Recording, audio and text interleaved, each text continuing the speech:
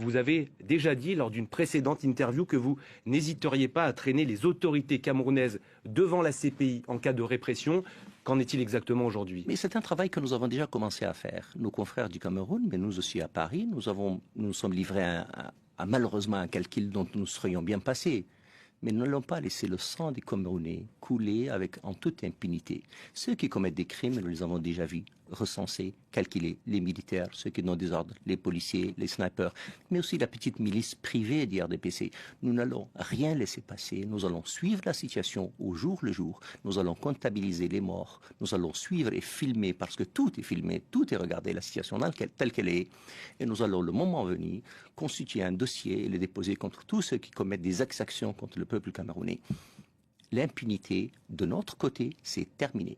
C'est le message que vous voulez adresser aujourd'hui au président Paul Biya? Mais ce n'est pas un message que nous adressons à qui que ce soit, c'est une situation que nous vivons et que nos frères camerounais, que nos confrères camerounais vivent, que l'état-major du président Turoma vit. Cette situation est absolument grave, dangereuse.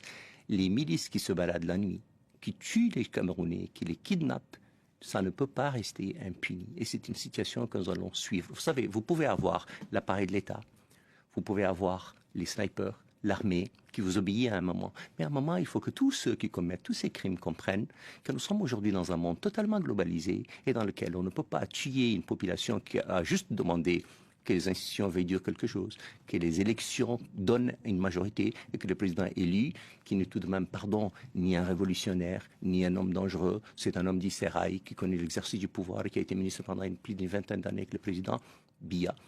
Il a été élu, les Camerounais ont vu en lui probablement l'alternative à leur calvaire, à leur malheur.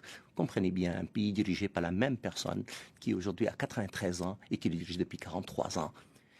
Comprenez bien que les Camerounais qui ne sont ni des imbéciles ni des malades mentaux comprennent très bien qu'ils ont besoin d'autre chose. Il y a deux déclarations importantes aujourd'hui. L'UE déplore la répression violente des manifestations. L'ONU appelle à la retenue après des violences. L'ONU qui demande également des enquêtes.